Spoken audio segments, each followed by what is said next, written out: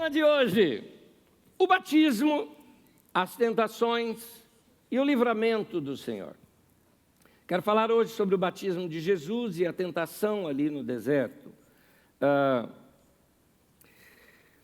Quando Jesus é batizado, vem ali o Espírito Santo sobre ele, e uma nova etapa de sua vida iria começar. Agora é o momento onde o ministério de Jesus vai começar. O que ele faz? Ele se retira para um deserto. E naquele retiro pessoal, ele precisava refletir como vai ser a sua vida agora. É interessante, eu acho que cada um de nós precisaríamos de tempos em tempos fazer alguns retiros pessoais, alguns jejuns, uma saída, uma caminhada no meio de um bosque ou algo parecido, né? Para que a gente possa refletir sobre a vida, repensar a vida, porque principalmente quando nós vamos começar um novo ciclo na vida da gente, ou quando a gente está percebendo que um ciclo está se encerrando, um novo ciclo vai começar, é importante esse tempo de separação para estarmos sensíveis à voz de Deus e à direção de Deus para a nossa vida. Jesus fez isso. Mas o interessante é que exatamente nesse momento de mudança de ciclo em sua vida, é que vieram as tentações. Não é diferente na nossa vida. A gente também vai passar, cada vez que os ciclos novos na nossa vida, momentos novos na nossa vida nós vamos experimentar, vão vir tentações. É interessante que as tentações, elas são o quê? Opções de outros caminhos para você tomar. Deus tem um caminho para você. Mas não podemos negar este personagem que vai aparecer aqui agora claramente, chamado diabo, em que ele vai apresentar para você também um caminho, também uma opção e normalmente um atalho. Aprenda uma coisa, no reino de Deus não existe atalho. Existem princípios que a gente tem que praticar e seguir por aquele princípio. Você vai notar aqui que diversos atalhos o diabo propôs para Jesus. O famoso, dá um jeitinho aqui, que vai, no final das contas vai dar na mesma. Não vai dar na mesma. É nesse momento que você assim, vende a alma. E aqui Jesus é tentado e sofre essas tentações. Eu quero ler o texto com vocês, assim nós podemos ampliar mais o nosso entendimento. Comecemos Mateus capítulo 4, de 1 a 11. Estou usando a tradução de Almeida nesse texto, diz assim: a seguir, Jesus foi levado pelo Espírito ao deserto para ser tentado pelo diabo. E depois de jejuar 40 dias e 40 noites, teve fome. Note que ele bebeu água, porque só teve fome. Então o tentador, aproximando-se, lhe disse: se és filho de Deus, manda que essas pedras se transformem em pães. Jesus, porém, respondeu: está escrito, não só de pão viverá o homem, mas de toda palavra que procede da boca de Deus. Então o diabo levou a cidade santa e colocou-o sobre o pináculo do templo e lhe disse: se és filho de Deus, atira-te abaixo, porque está escrito, aos seus anjos ordenará a teu respeito para que te guardem, e também eles te sustentarão com suas mãos para não tropeçares em alguma pedra. Respondeu-lhe Jesus: também está escrito, não tentarás o Senhor o teu Deus. Levou ainda o diabo a um monte muito alto, mostrou-lhes todos os reinos do mundo e a glória deles, e lhe disse: tudo isso te darei, se prostrado me adorares. Então Jesus lhe ordenou: retira-te, Satanás, porque está escrito, ao Senhor teu Deus adorarás, e só a Ele darás culto. Com isto, o deixou o diabo. E eis que vieram os anjos e o serviram. Vamos começar falando do batismo. O local do batismo de Jesus hoje, aquele local, fica, na verdade, na Jordânia, e não em Israel. Vocês sabem que eu sou bastante crítico com esses turismos em Israel, porque eu vejo que é gente querendo ganhar dinheiro com a fé do povo e com falsas informações. Porque turismo por turismo é legal. Olha, você já foi para Israel? Não. Gostaria de ir? Talvez. Eu acho que sim. Prefiro mais, talvez, outros lugares, como a Grécia e alguns outros lugares do Novo Testamento. Mas Israel me interessa, sim. No entanto, não por essas vias de turismo. Porque é uma situação mercadológica muito grande, e uma delas tem a ver com batismo. Por que o pessoal que já é batizado vai para Israel e se batiza de novo? Sabe como é que se chama isso na Bíblia? Vitupério. Porque, na verdade, você está desprezando completamente o batismo que a pessoa já realizou para ser batizado em Israel como se fosse um batismo de grife, né? Como se a pessoa tivesse uma grife. Não, eu sou batizado no Jordão. Como se isso fosse uma grife, assim, no céu, entendeu? Ou aquele ali foi batizado no Jordão. Deixa eu te falar uma coisinha. Sabe esses batismos que aparecem, principalmente na internet, no Jordão e tudo mais? Pois não é no lugar onde Jesus foi batizado. Te dou duas provas disso. A primeira é que as águas são claras. E as águas claras só aparecem no Jordão, lá em cima, perto da Galileia. E Jesus foi batizado lá embaixo, já perto do Mar Morto. Inclusive, a expressão bíblica fala do outro lado do Jordão. Não sei se você sabe, o Jordão hoje ele divide Israel da Jordânia. Portanto, do outro lado do Jordão, exatamente do lado da Jordânia, onde você teria que tirar passaporte, ir para lá, não basta uma viagem para Israel para isso. Então, o verdadeiro local onde Jesus se batizou fica lá do lado da Jordânia. Acho que eu tenho uma figura aqui, não é? Desse local aqui da Jordânia. Está aqui, do lado de cá está Israel, do lado de lá está a Jordânia. Olha como é curtinho aqui o espaço. E essa cor do rio é uma cor por causa do efeito fotográfico. Já eu te mostro mais ou menos como é que é esse rio. Mostra a próxima figura para mim, por favor. Aí você vai ter uma ideia das águas do Jordão, como é que são. Não são nada limpinhos. Por isso que se a pessoa vestiu uma roupa branca e foi batizada e levantou branco, não foi na parte onde Jesus foi batizada. Não foi batizada, porque ela é bem barrenta. E não é sujo, é barrento, porque o rio tem muitas curvas. Aí você está no final de um leito de um rio que vem desde lá do norte. Então, é por isso que nessa parte é assim. Durante o verão, as águas abaixam bastante nesse local. O Rio Jordão, na sua média, ele tem mais ou menos 30 metros de largura. Não é um rio tão largo assim, né? Mas durante o verão, que foram essas fotos que você viu, as águas são bem baixas. João Batista provavelmente estivesse batizando numa das encostas do rio. Sabe aquelas que a gente chama de curva de rio? Não é? Então, onde o rio faz quase que uma curva, então tem uma parte maior, onde a água fica um pouco mais parada. Talvez fosse ali que João Batista tenha batizado. O que acontece é que, ao longo dos anos, o rio foi mudado, o seu leito de direção diversas vezes, sendo uma delas, por exemplo, esta região onde foi o batismo de Jesus. Na verdade, o local mais provável onde foi o batismo de Jesus, o rio nem passa lá mais hoje. Aquela parte que você viu ali da Jordânia é o mais próximo do local, mas não exatamente o local. É interessante porque o local onde Jesus se batizou tem muito da história de Israel em torno daquilo. A primeira parte da história é a seguinte: quando Moisés dirigiu o povo no deserto, você sabe, ele não entrou na terra prometida, mas Deus o levou a um alto monte, e de lá ele viu toda a parte da terra prometida, inclusive até a parte ali, ele avistava Jericó dali. O monte chamava-se Monte Nebo, e foi lá que Moisés morreu. Aqui está uma figura hoje, né? Uma foto aérea hoje do Monte Nebo, e dele você consegue avistar ao longe partes de Israel. Lembrando, o Monte Nebo fica ali hoje no espaço onde é a Jordânia. Então o povo de Israel veio pelo deserto, que era o deserto onde hoje é a Jordânia, e chegando ali perto do Monte Nebo, é o lugar onde Moisés morreu e foi substituído então por Josué. Josué passa a ser agora o líder desse povo. Josué então teve que, logo depois, quando você lê o livro de Josué, você vê que Deus disse que eles iriam atravessar o Jordão. Ora, o caminho daqui do Nebo até Jericó, que foi para onde Josué foi, passava exatamente por esse pedaço aonde nós acreditamos que foi onde Jesus não é somente acreditamos, tem uma referência mais clara de onde Jesus foi batizado. Então, Jesus também foi batizado neste mesmo local.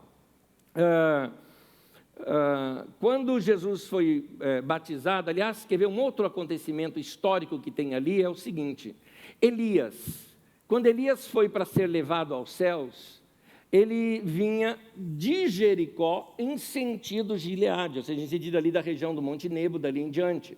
Então ele teria que fazer por essa passagem também. Quando ele chega no Jordão, o Jordão está em cheia. E diz o texto bíblico que Elias tirou o seu manto, bateu no rio e o rio se abriu. E eles atravessaram o rio. Passado esse lugar, nesse caminho aqui do Monte Nebo, é a região, não exatamente ali, mas no mesmo caminho, é a região onde o texto bíblico diz que Elias foi levado aos céus e caiu-se o seu manto. Eliseu então toma aquele manto, volta, fala: onde está o Deus de Elias? E bate no rio, e o rio também se abre diante dele, provavelmente nesse mesmo lugar. Era um lugar de passagem, vamos dizer assim, era um lugar onde tem a história por detrás. Era ali que João Batista, então, batizava, para mostrar para aquelas pessoas que aquele batismo iria representar que eles iriam agora entrar para dentro da terra prometida, entrar para dentro dessa nova experiência com Deus. Em João capítulo 1, versículo 28, na tradução de Almeida, que nós estamos mais familiarizados, diz assim: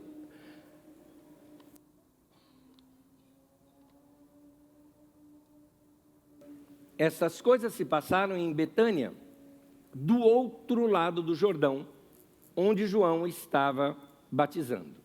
Ora, Betânia, na verdade, ficava próximo de Jerusalém, e não ali naquela região. Então tem duas conjecturas aqui, que essa é uma outra cidade também chamada de Betânia, como alguns chamam Betânia da Além Jordão, ou o mais provável, Orígenes, um dos pais da igreja. Quando a gente fala pais da igreja, nos referimos àqueles líderes da igreja depois da era apostólica. Depois que os apóstolos morreram, esses líderes, um deles, Orígenes. Orígenes fez uma caminhada pela Terra Santa e descobriu ali uma cidadela, bem à beira do Jordão, com um nome muito parecido, vamos dizer assim, não para nós em português, mas no seu original, da palavra Betânia, que seria Bet-Bará. Então, é interessante que algumas traduções da Bíblia, nesse mesmo texto, ao invés de colocar Betânia, colocam Bet-Bará, que eu encontro, por exemplo, na Bíblia de Jerusalém. João 1, 28 diz assim: isso se passava em Bet-Bará, do outro lado do Jordão, onde João batizava. É interessante porque Bet-Bará significa a casa do Val. Val, V-A-U, significa o lugar do rio onde dá para se transitar a pé ou a cavalo. Um lugar do rio onde, quando não é época de cheia, mas época do verão, que as águas abaixam, ali se torna uma passagem. Portanto, há trilhas, há caminhos que se emendam no meio daquele rio. É interessante também notar o seguinte: há uma cidadela pequenininha ali, aliás, uma cidade muito antiga, para você ter uma ideia, ela deve ter mais ou menos uns 4.500 anos, essa cidade. E essa cidadela bem pequenininha, um pouquinho ali depois do Monte Nebo, que existe até hoje, chamada Madaba, ou citada pelo profeta Isaías como Medeba, é interessante porque logo no início da assim chamada Idade Média, eles se especializaram em mosaicos. E naquele lugar, as igrejas levantadas naquele lugar criaram determinados mosaicos. Aqui eu tenho, por exemplo, uma das igrejas, a igreja de São Jorge, onde tem ali, eu estou apontando uma seta ali para o chão, tem um mosaico ali no chão que foi recentemente recuperado. Mostra a próxima tela para mim, por favor. E nesse mosaico, que é esse aqui que vocês estão vendo, ele aparece aqui algumas referências de pontos cristãos da época, de orientação para os peregrinos da época, para conhecer esses pontos cristãos. Põe a próxima tela que tem a anotação. E ali vai aparecer, ali, junto ali do rio, não ficou muito claro, mas eu fiz um círculo ao redor, Bet-Bará, está escrito ali em grego, e lá embaixo, onde vocês estão vendo uma outra parte anotada, que tem umas palmeiras ao lado, chamada Cidade das Palmeiras, está ali em grego a palavra Jericó. Então ali você vê o caminho, e ali o Bet-Bará como sendo o lugar onde João Batista batizava. Portanto, localizamos aqui o lugar onde se atravessa o rio para ir para um lugar ali que era um lugar deserto. Toda essa região do Monte Nebo, como vocês viram ali até naquela foto do Monte Nebo, é uma região de deserto. Aquele deserto hoje, como parte da Jordânia, é o deserto onde Jesus foi. Algumas pessoas, quando pensam em deserto, pensam em um lugar como o deserto do Saara, areia branca e tudo mais. Então, quando você pensa em deserto, mas aqui está uma figura. Esse aqui é o deserto da Judeia. Então, esse deserto que fica ao redor do rio Jordão, é onde Jesus foi. Quando Jesus saiu, diz ali o texto bíblico, que ele foi primeiro por uma cidadela que nós não sabemos qual é, talvez até mesmo essa que nós acabamos de ver, Nadaba, pousou por lá, ele tinha uma casa ali, onde ele recebeu João e André, e depois ele se retira e vai para o deserto. Aqui está uma imagem de como é o deserto. O deserto ele é montanhoso, rochoso e marrom, vamos dizer assim, terroso. Agora, é assim que Jesus passou, foi nesse lugar inóspito, sem gente, nem nada, é onde Jesus foi. Deserto é o lugar onde você não ouve nada. Por isso, nesse desligamento que você faz de toda a sociedade, é muito provável que você consiga ouvir melhor o coração e ouvir melhor as orientações de Deus. Isaac foi meditar no deserto. Moisés teve experiência pessoal no deserto. Você vê ali até da sarça ardente. O povo de Israel passou pelo deserto. Elias teve uma experiência de caminhada de 40 dias no deserto.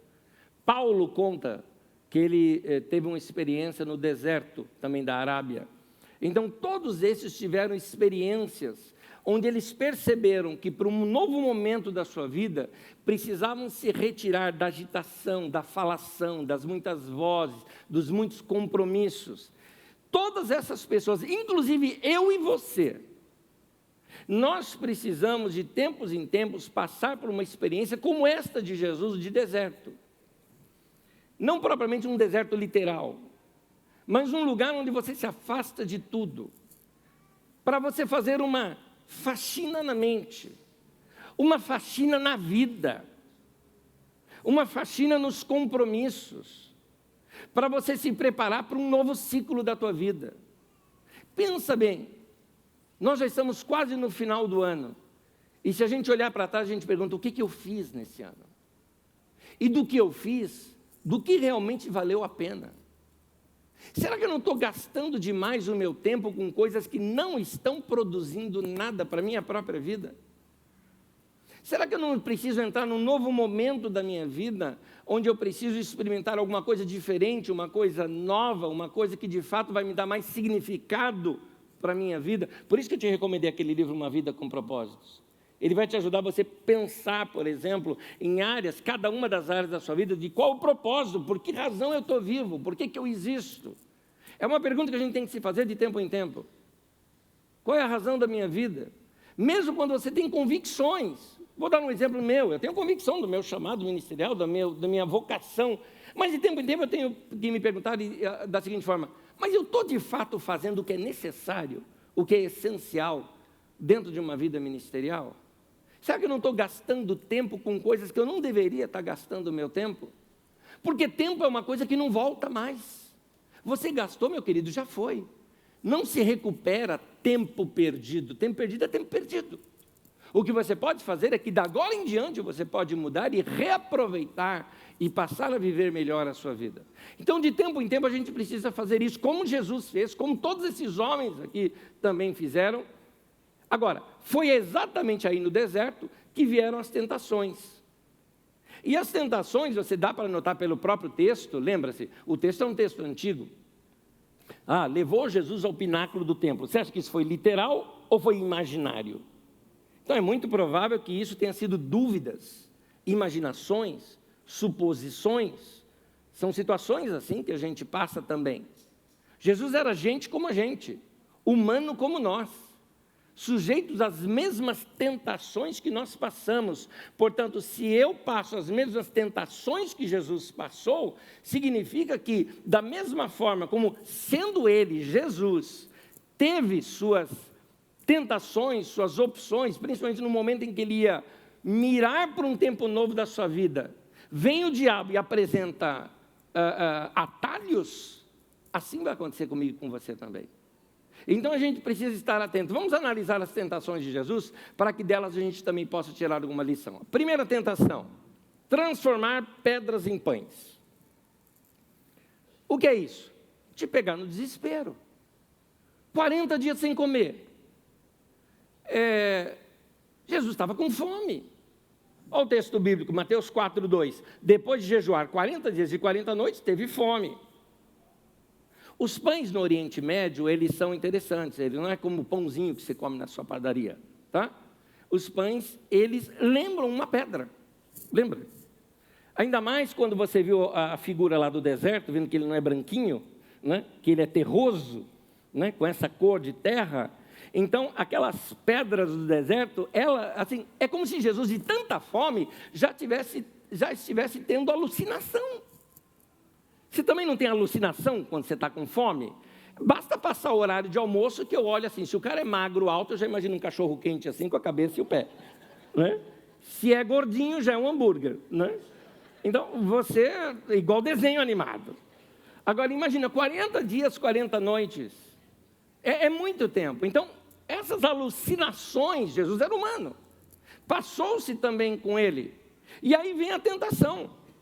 A tentação é, você não é o Filho de Deus? Ué, transforma a pedra em pão. Faz aí, abrevia essa situação. Quais as tentações que vêm sobre mim e sobre você? A estratégia dessa tentação era pegar a pessoa no desespero. Porque no desespero você topa tudo. Você não sabe nadar, caiu no mar, alguém te joga 2 palitos e fala, bate aí, você vai bater, achando que aquilo, você vai fazer o que vier. O desespero faz muitas vezes a gente fazer isso. E interessante, muitos de nós se retira por um tempo de pensar na vida no momento do desespero. É no momento de uma separação, de uma perda de um emprego, de um momento novo da vida. Não foi algo muito planejado. Aconteceu uma crise na vida, a gente fala, deixa eu parar tudo para pensar. Nesse deixa eu parar tudo para pensar, vem o diabo e te dá uma opção. Vem por aqui, ó. Faz aqui. Você está no desespero, você aceita. Então, quando as nossas necessidades básicas não são supridas, a gente é tentado pelo desespero. Mais adiante eu dou alguns exemplos, baseados nas outras tentações, que vão ser aplicadas aqui. Apenas para não ser repetitivo, eu vou prosseguir. Segunda tentação, pular do pináculo do templo. Eu traduzo isso como te colocar em enrosco. Sabe por quê? Deixa eu explicar primeiro sobre o pináculo do templo aqui para você. Vou até mostrar fotos aqui para você entender melhor. Essa daqui é um desenho de como era o templo naqueles dias, não como é hoje. O pináculo fica bem ali no cantinho, ou seja, é o ponto mais alto daquela muralha. Por que ele é o mais alto se a muralha é reta? É porque o terreno embaixo era mais baixo.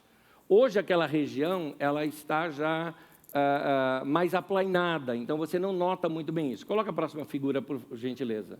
Aqui está, por exemplo, a ponta de uma muralha e essa região está um pouco mais aplainada. Ela era mais funda nos templos mais antigos, sendo aqui o ponto mais alto. Porque pináculo? Pináculo, olha lá, hashtag, carisma também é cultura. Pináculo, ponto mais alto de uma montanha, de um monte ou de uma construção. Ponto. Isso é pináculo, tá bom? Então, Jesus é levado ali ao pináculo do templo. Por que isso se tornou uma tentação e por que eu estou falando aqui de enrosco? Eu te explico. Qualquer judeu sabia que não se pode entrar no templo de qualquer jeito. Do jeito que Jesus estava, era um desrespeito Jesus estar nas dependências do templo. Como assim do jeito que Jesus estava? Pensa. 40 dias no deserto, você viu o deserto? Você acha que ele estava limpo? É 40 dias sem banho, é 40 dias magro, porque ficou sem comer, todo barbudo, sem arrumar as suas barbas, sujo, porque se imagina, só de andar, só de você, aliás, só de ver aquela cena do deserto, parece que já se suja. Você imagina andando lá, com aquela poeira toda. Então Jesus estava, de dormir naquele lugar, talvez, quem sabe até suas roupas sofreram um pouquinho. Então imagina um cara com roupa maltrapilho, sujo, mal vestido, mal apresentado, num lugar onde isso era proibido. Jesus sabia, como qualquer judeu, que ele não poderia entrar no templo assim. Então ele é colocado no ponto mais alto do templo, de que qualquer pessoa de dentro ou de fora do templo o veria ali. E aí ele diz assim: todo mundo vai te ver e vai se escandalizar o que aquele mendigo está fazendo ali em cima. Pula, porque está escrito que os anjos vão guardar você.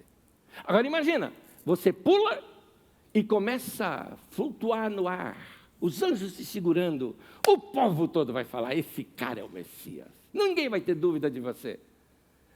É interessante o que Satanás faz. Primeiro ele coloca Jesus num enrosco. Você está num lugar que você não poderia estar. A sensação é mais ou menos o seguinte: imagina uma sensação assim, daqui a pouco você aparece no meio do seu trabalho, ou no meio de uma avenida, na Paulista aqui. Você está nu, você não tem para onde ir. O que você faz naquele momento? É um constrangimento desse nível. Aí ele fala: única saída, pula. Então ele te coloca no enrosco, e aí ele te dá uma sugestão de algo que é ainda pior. Então, é mais ou menos assim: ele te coloca numa situação de constrangimento, e aí ele te força você a fazer algo. Como que eu traduzo essa tentação aqui para nós? A primeira tentação de Jesus foi pegá-lo no desespero. Nessa segunda é no constrangimento. Ele coloca Jesus numa enrascada, depois joga a culpa sobre ele: você não deveria estar aqui assim, com essa roupa. E o coloca num constrangimento para que ele tome o quê? Uma decisão errada, pula. É mais ou menos um enrosco, como a gente entra de vez em quando, que você cai no enrosco e ele ainda te propõe uma saída mais ou menos assim: se você não fizer isso, ainda vai ficar pior para você. Para mim isso me lembra aquelas pessoas que de vez em quando têm que vender a alma por causa do sucesso.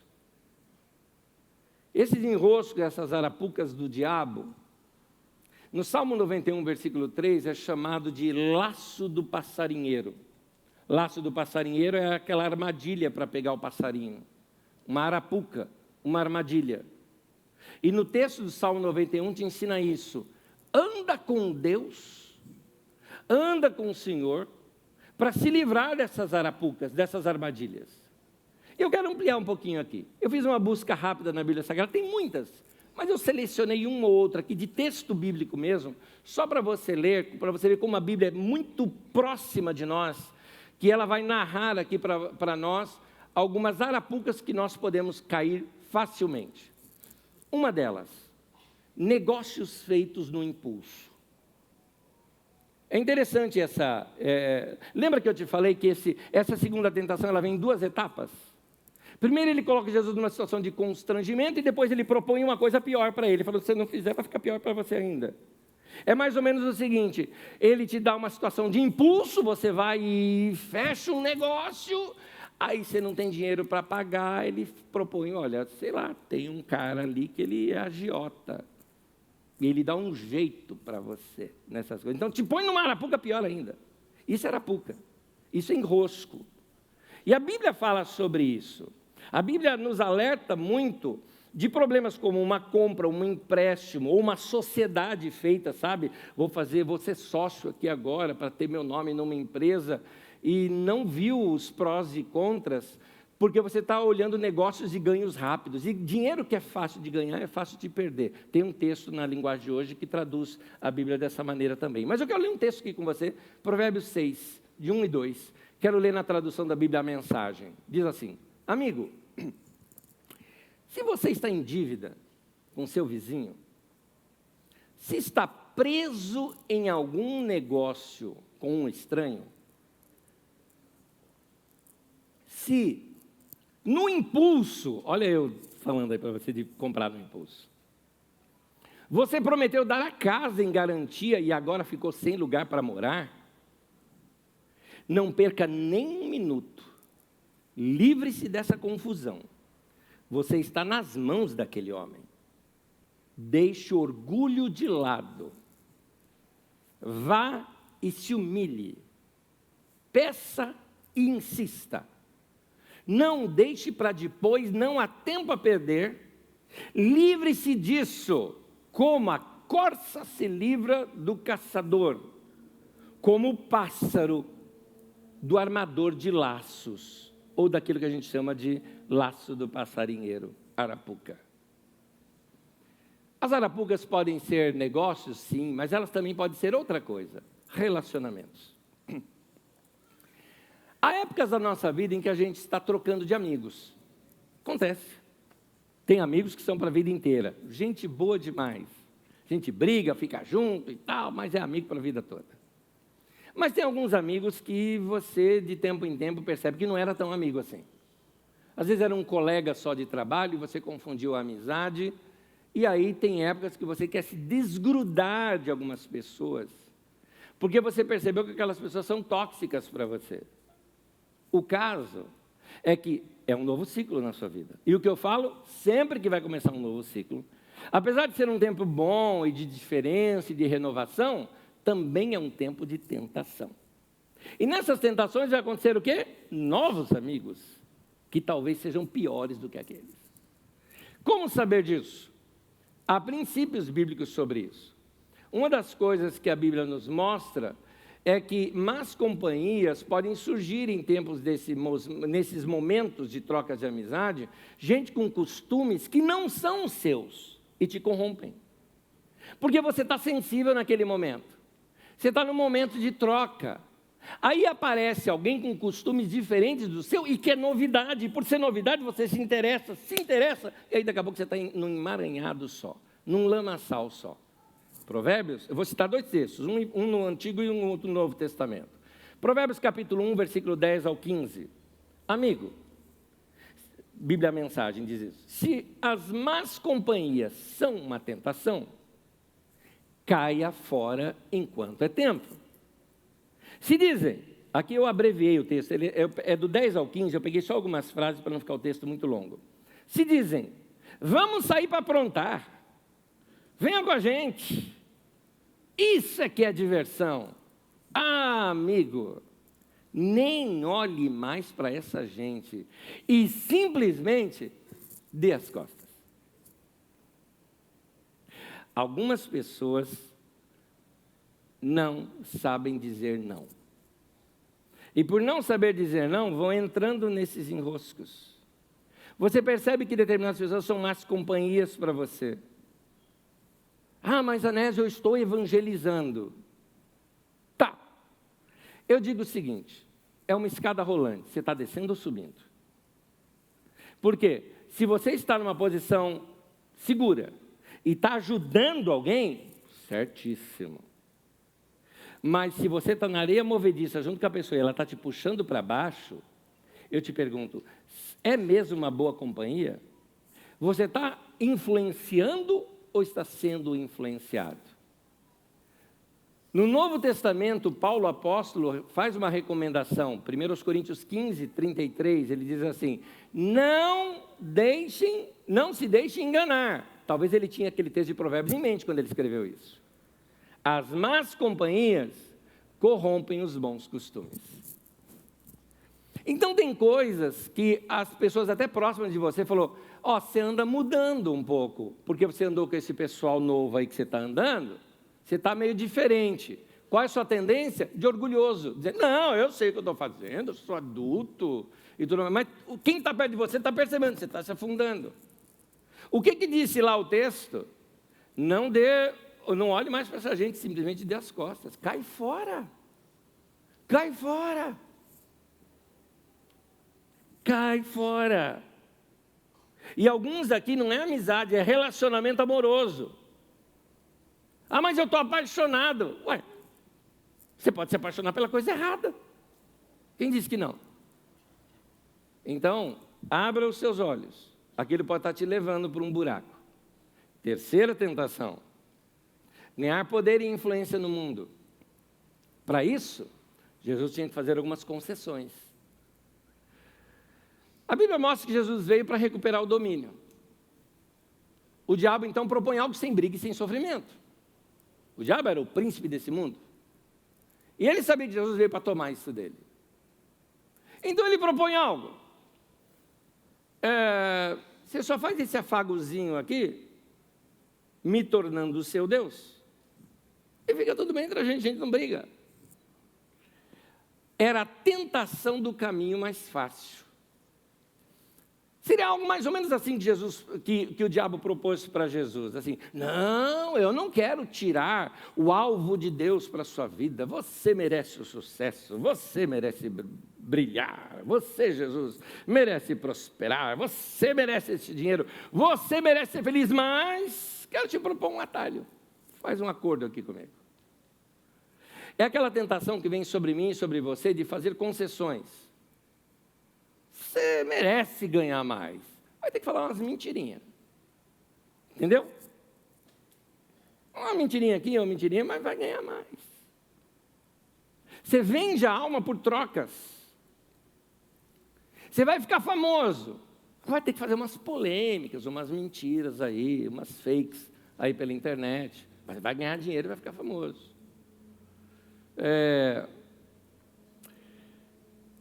Vai ganhar mais dinheiro, mas tem que fazer um trabalho ilícito.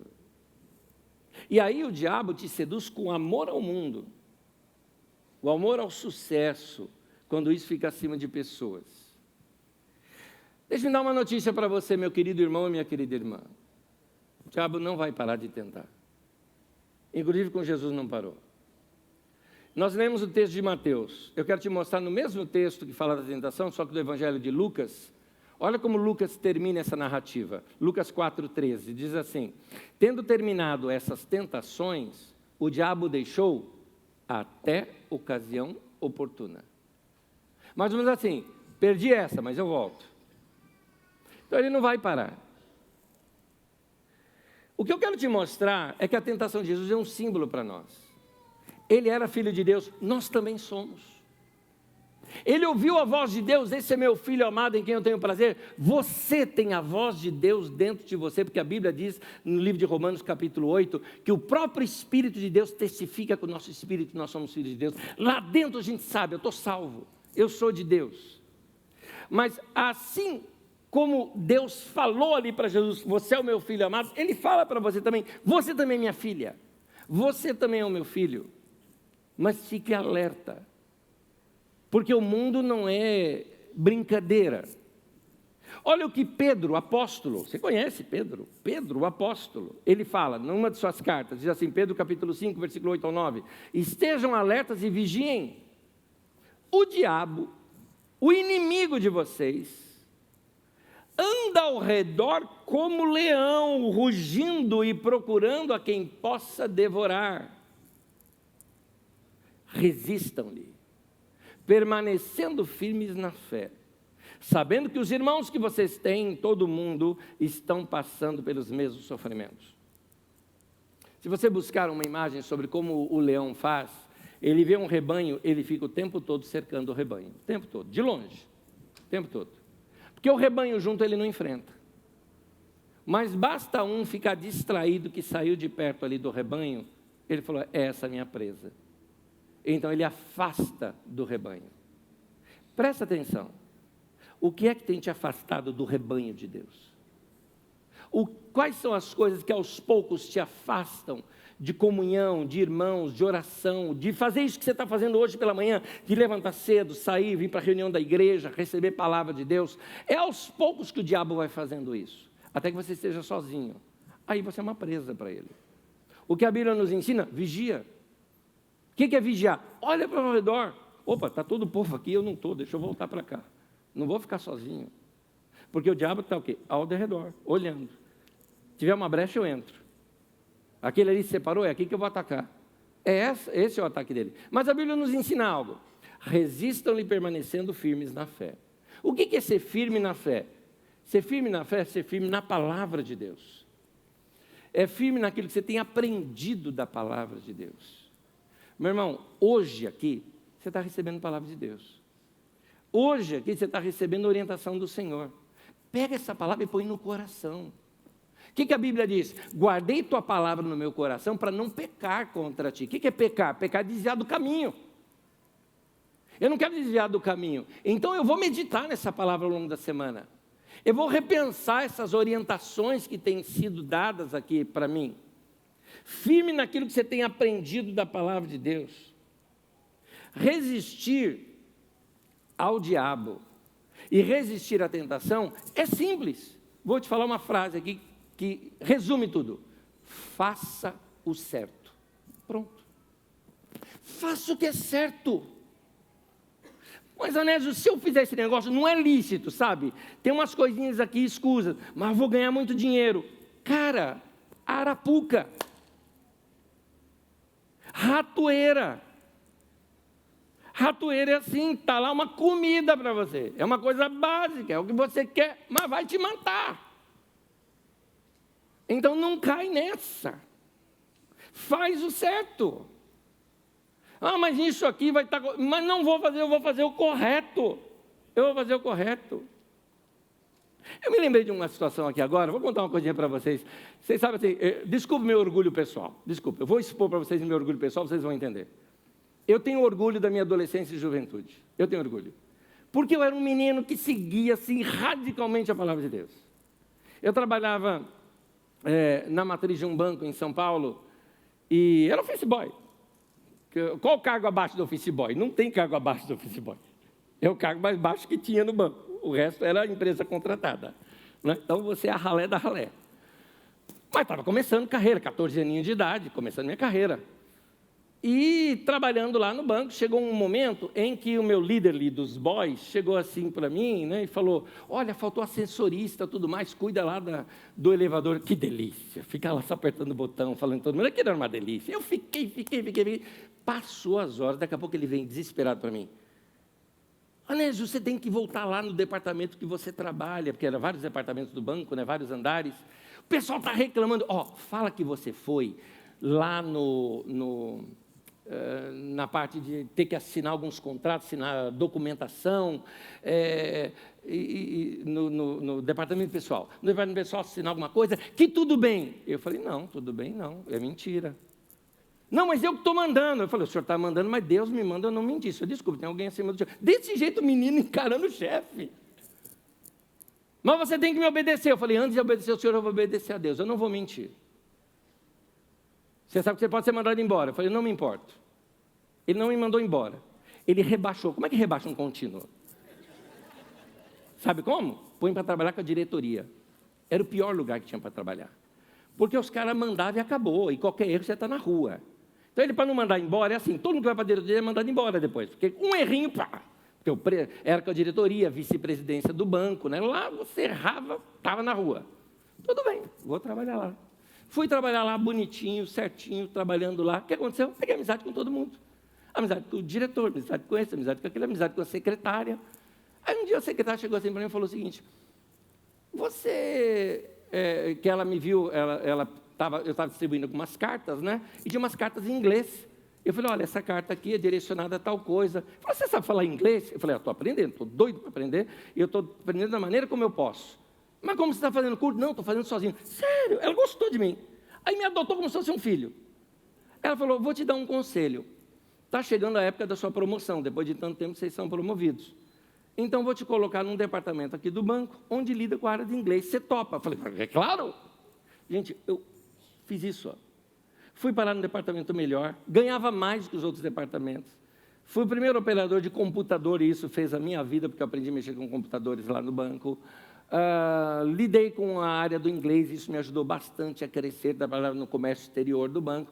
Enfim, acabei sendo promovido por ter obedecido simplesmente, em vez de simplesmente buscar um atalho. O campo é mais difícil, não interessa, é o certo. Por isso eu te digo aqui, faça o certo. Eu acredito, faça o certo e Deus vai se encarregar de honrar você. E eu vou terminar lendo um salmo com você que diz exatamente isso. Vou pedir para você acompanhar em pé comigo, por gentileza. Salmo de número 34, do 8 ao 19, um texto longo, mas você acompanha aqui comigo, ele é gostoso de ler. Olha só. Provem, no sentido de experimente. Experimente e vejam como o Senhor é bom. Como é feliz o homem que nele se refugia. Temam o Senhor, vocês que são os seus santos, pois nada falta aos que o temem. Os leões podem passar necessidade e fome, mas os que buscam o Senhor, de nada têm falta. Como diz a outra versão, os que buscam o Senhor, bem nenhum lhes faltará. Venham, meus filhos, e ouçam-me. Eu ensinarei a vocês o temor do Senhor. Quem de vocês quer amar a vida e deseja ver dias felizes? Eu volto para repetir isso com vocês. Está falando com a gente. Quem de vocês quer amar a vida e ver dias felizes? Todos nós aqui. Olha o conselho. Guarda sua língua do mal. Em outras palavras, para de mentir. Para de falar o que não deve. Guarda sua língua do mal. Guarda sua língua de fofoca. Guarda sua língua do mal. E os seus lábios da falsidade. Afasta-se do mal. Afaste-se do mal. Faça o bem. E busque a paz com perseverança. Os olhos do Senhor voltam-se para os justos. E os seus ouvidos estão atentos ao seu grito de socorro. Ou seja, afasta do mal, faça o bem, clama ao Senhor e Ele vai te ouvir. O rosto do Senhor volta-se contra os que praticam o mal, para apagar da terra a memória deles. Os justos clamam, o Senhor os ouve. E os livra de todas as suas tribulações. Outra expressão, o Senhor está perto. Meu irmão, vou repetir isso. O Senhor está perto. Guarda bem isso. O Senhor está perto dos que têm o coração quebrantado e salvo de espírito abatido. O justo passa, sim, por muitas adversidades. Lê essa última frase comigo. Mas o Senhor o livra de todas. Aleluia. É o nosso Deus. É o nosso Deus. Amém. Aleluia. Irmão e irmã, que o Senhor nos dê ouvidos para ouvir, olhos para ver, para nunca nos enveredarmos pelo caminho do mundo. Sejamos santos, sejamos separados para Deus. Vamos viver vida correta, vamos viver vida certa. Resistam às tentações, fiquem firmes até o fim, irmãos. O Senhor os livra de todos. E eu quero terminar com vocês orando a oração que Jesus nos ensinou. Apenas uma frase dela. Mateus capítulo 6, versículo 13. Vamos orar juntos aqui? Ora isso, leia isso orando diante de Deus. Vamos orar. E não nos deixe cair em tentação, mas livra-nos do mal. Amém. Querido Deus, eu te peço que o Senhor abençoe o teu povo, meus irmãos e minhas irmãs, e os levem a perceber as tentações do diabo em suas vidas. Ao perceberem, dê a eles força para resistir, para andarem corretamente, serem homens e mulheres íntegros, de caráter, santos, fiéis ao Senhor, que não compactuam com o pecado, mas amam a justiça. Que o teu Espírito esteja sobre nós e dentro de nós, orientando o nosso caminho. Que a tua palavra ensinada hoje aqui brote ao longo da semana em nossos corações e em nossa mente, nos lembrando de andar na sua palavra. Que façamos o que é certo, o que é correto, e a recompensa vem do Senhor. Desde já te agradecemos por sermos teus filhos, por cuidar de nós, e temos certeza que os teus ouvidos estão abertos às nossas orações. Muito obrigado, Senhor. Guarda o teu povo e os abençoe. Em nome de Jesus. Amém e amém. Povo de Deus, seja abençoado. Deus abençoe. Até domingo que vem.